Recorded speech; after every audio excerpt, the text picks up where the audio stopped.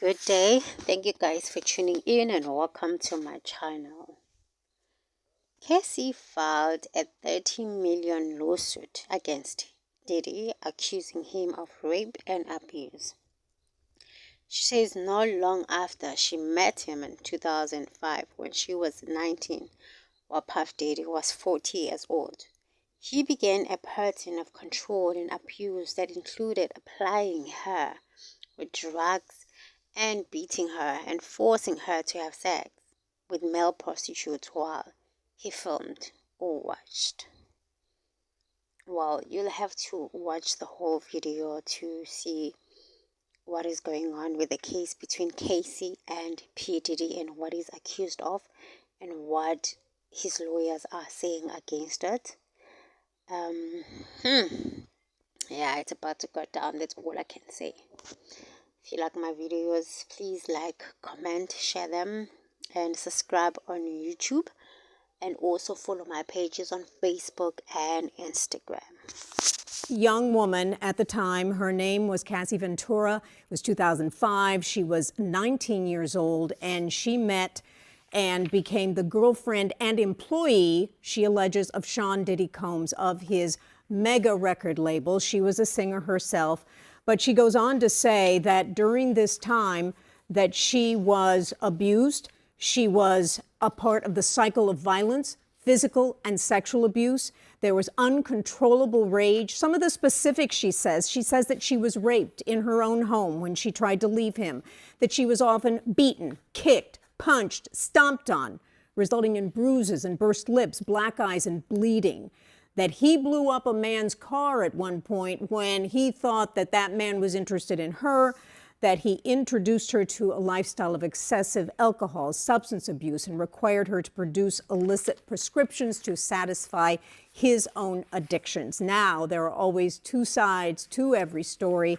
and his attorney has released a statement to CNN, which reads, in part, Mr. Combs denies these offenses and outrageous allegations. For the past 6 months, Mr. Combs has been subjected to Ms. Ventura's persistent demand of $30 million under the threat of writing a damaging book about their relationship, which was unequivocally rejected as blatant blackmail, baseless and outrageous lies aiming to tarnish Mr. Combs' reputation and simply seeking a payday. Uptown Records started with 5 people. Andre Harrell, I'll Be Sure, Heavy D, and Puffy. And Kim was the longest working employee because she was there from the very beginning. She was Andre's personal assistant. Kim is dead. Heavy D is dead. Andre Harrell is dead. The only 2 left are Puffy and Al almost died. Isn't that interesting? That is interesting. Heavy D was found dead, face down in the heart attack. Andre Harrell, heart attack. Kim died from pneumonia, but there's the first coroner's report that said that she died. It was ruled a homicide, and they found toxins in her body to prove that she had been poisoned. You know, they have poisons that create heart attack and pneumonia-like symptoms. And then right after that, Al had a meeting, and I was going to meet up with him because we were in Vegas, and then the next thing you know, you want to know what they all had in common, though?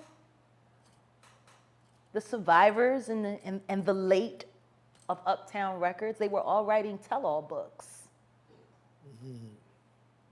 Andre was writing a book right before he died. Heavy D was working on a book before he died. Kim Porter was working on a book before she died. And Al B. Sure was working on the documentary of his life. And then he goes into a coma.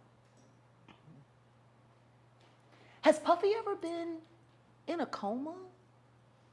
Has anything happened to him? He must be the luckiest motherfucker because it seems like everybody that worked at Uptown Records from the very beginning is gone. Just him. I guess Al disappointed.